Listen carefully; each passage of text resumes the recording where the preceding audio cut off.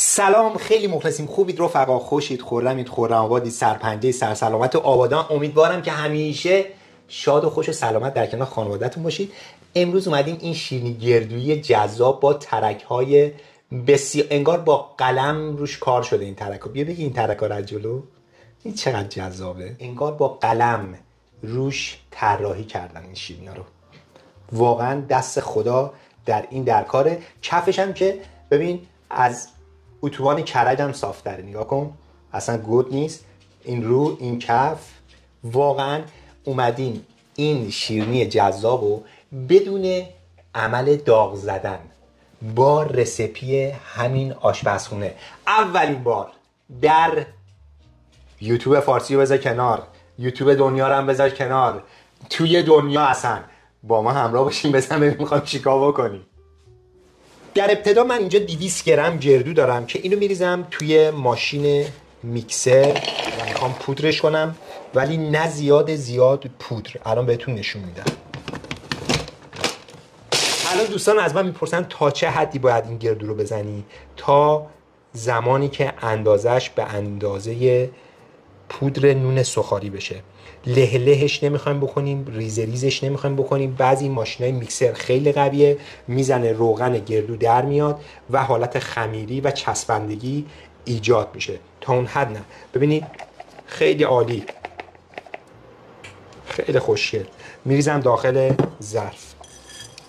این از گردون که آسیاب شد، اینو میذاریمش کنار. بقیه کارمون چیه؟ اینجا من 50 گرم کیک اسفنجی وانیلی دارم، یعنی طعم دیگه نباشه که رو شیرینیتون تأثیر گذاره.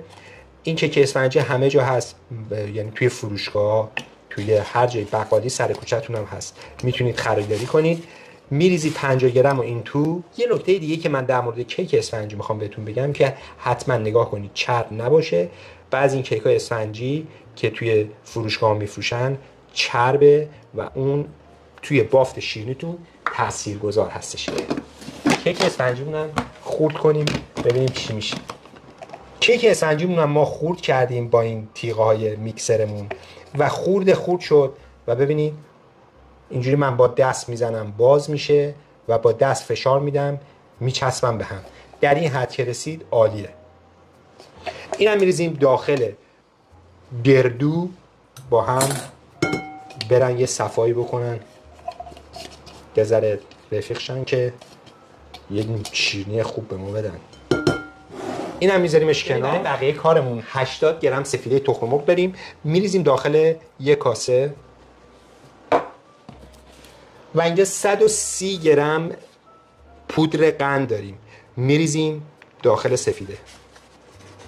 من یه ذره مستعصلم برای ریختن مواد داخل هم، میترسم یه دفعه چیزی رو اشتباه بگم، یه دفعه مواد رو بریزم و دیگه کار از کار گذشته باشه، یه چی دیگه داستان میشه. دوباره باید بریم سفیده رو بزنیم بیاریم. زیاده گویی نکنم، بریم برای بقیه کار جدی. قبل از اینکه ما شروع کنیم هم زدن سفیده تخم مرغ و پودر قند، یه قابلمه همچی چیزی رو آب گرم میکنیم تا نصفه، میذاریم که جوش بیاد. البته سایز این کاسه باید به این بخوره که بهش میگن سیستم بن ماری. شکلات چیزی آب کردن قدیم میدونید به چه صورته. اینم همون کارو میخوایم انجام بدیم. میریم برای هم زدن سفیده تخم مرغ و پودر قند. اینجا که مطمئن شدیم سفیده و پودر قند کاملا با هم حل شد و یه ذره حالت سفید رنگ به خودش گرفت و چسب مانند شد، بعد از 2 دقیقه سریع هم زدن میریم روی اجاق. مثلا 2-3 تا نکته داره بنماری کردن سفیده روی آب گرم. یکی که ظرفی که استفاده میکنید حتما باید فلزی یا شیشه‌ای باشه. 2 اینکه از تماس مستقیم ظرفتون با آبتون حتما جلوگیری بشه و اینکه آبتون به جوش نیفته، در حد بخار باشه. یعنی دمای اجاقتون رو باید جوری تنظیم بکنید که آبتون به جوش نیفته و شروع کنید اینو به هم زدن. دمای 55 درجه تا 65 درجه برسه سفیدتون آماده است. سفیده رو باید دائما هم بزنید. بله دمای اینو ببینم. خب این دماش اوکیه. بعد از اینکه معماریتون رو انجام دادید، آوردید سفیدتون رو روی میز، اینجا من یه قاشق چایخوری سرکه دارم. سرکه چیکار میکنه؟ برای انسجام بافت سفیده است که استفاده میکنن داخل سفیده و اون انسجام سفیده رو از بین نمیبره، حفظ میکنه. شروع میکنیم اینم با سفیده هم زدن. الان ببینید بافتش که وقتی من هم میزنم سفترم میشه. بعد از اضافه کردن سرکه ببینید بافت سفیده ما چسبنده تر شد و وقتی که به این بافت رسیدی مثل چسب چوبه، میکشی بالا اصلا قطع نمیشه، پشت سر هم میاد پایین، یا مثل رنگ نقاشی غلیظ و حجمش هم 2-3 برابر شده سفیدت و رنگش هم براق شده. این نشون میده که شما درست کارت انجام دادی و درست سفیدت رو هم زدی. اینجا من چیکار میکنم؟ سفیده رو یک جا میریزم روی گردو و کیک اسفنجی. بعد از اینکه سفیده رو ریختیم شروع میکنیم هم زدن این با لیسک. بعد از قاطی کردن سفیده تخم مرغ و پودر گردو و کیک وانیلیتون، من اینجا 3 تا قاشق چایخوری یا 4 تا قاشق چایخوری، بستگی به اون رنگی که میخواید شما بگیره گردوتون، پودر کاکائو استفاده میکنید. شما باید اینو طوری هم بزنید که پف سفیدتون نخوابه، یعنی از زیر بیارید بالا به این صورت.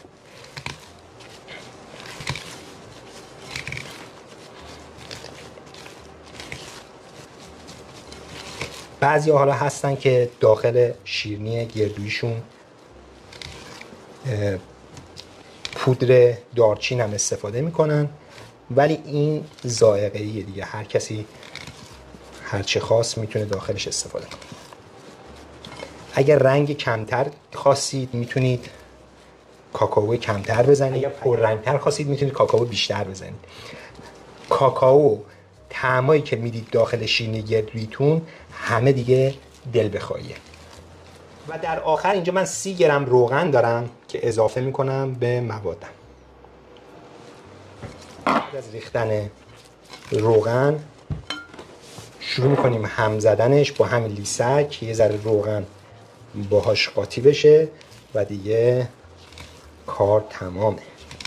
بریم برای قیف کردنش و گذاشتن مراحلش داخل فر که به چه صورت هست. دوستان در انتها هر کسی که دوست داشت طعم وانیل هم داشته باشه میتونه یه ذره وانیل یا اسانس وانیل به اندازه نوک قاشق چایخوری، من پودرشو زدم، تازهشو زدم، اگر اسانسشو داشتید به اندازه یه قاشق چایخوری میتونید به مایه‌تون اضافه کنید و اینو هم بزنید.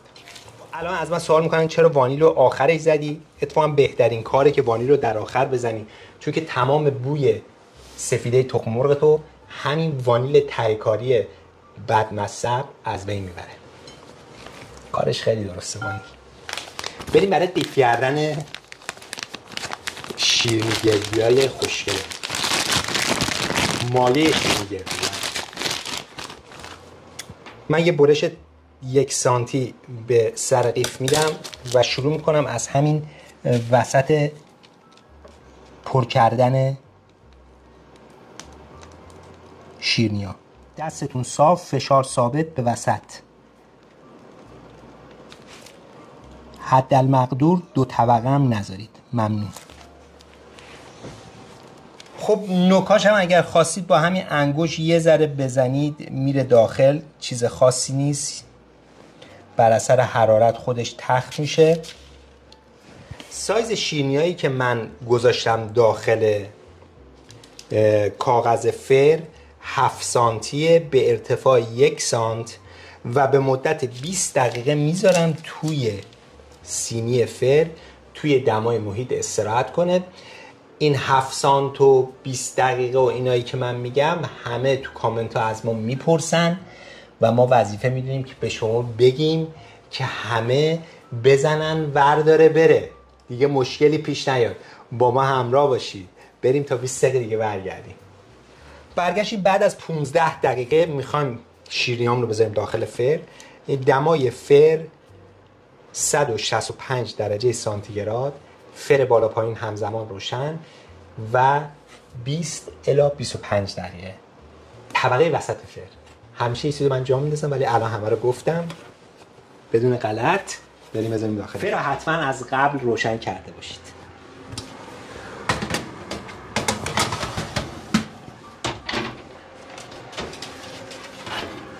به از این شیرینی گردویی نگاه کن. رخ و بین رخ واقعا بی‌نظیر شده. برگشتیم، شیرینی ما خنک شده و خودشو گرفته. این روی صدا رو بگیر،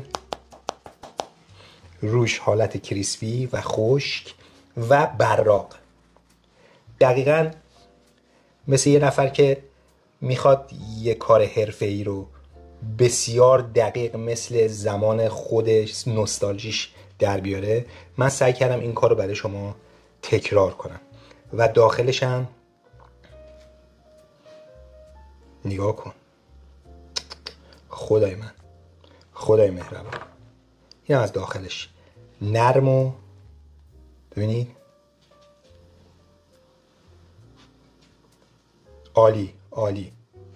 یعنی قناد سر کوچه میاد اینو از شما میخره کیلویی 10,000 تومان بیشتر از قیمتی که خودش داره میفروشه، چون که اینو شما زدی بسیار خوشمزه تر. بریم برای مزه کردنش ببینیم چیکار کردیم. اصلا نگم واقعا شما با این طعم این شیرینی یک بلیت رفت و برگشت به بهشت داریم. یعنی این شیرینی یه بلیت رفت و برگشت به بهشت برای شما اگر میل بفرمایید و بزنید تو خونه‌هاتون لذتش رو ببرید.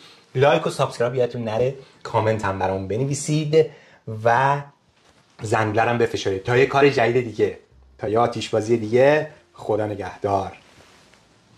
منتظر دستی بزنم، این دفعه نمیزنم. خداحافظ.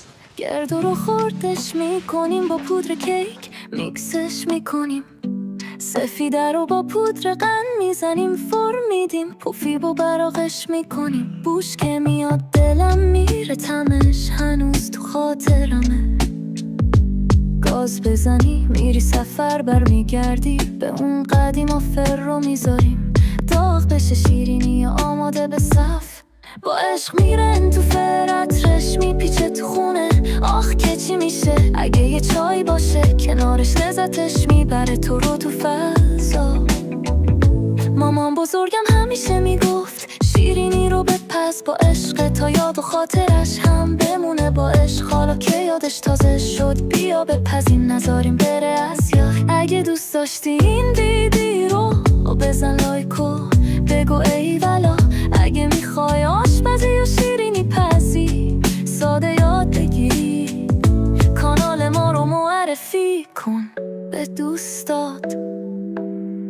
شف میدان چی جادوگره، طعم و مزه ها هر دفعه میاد با یه کار جدید و خیلی تازه.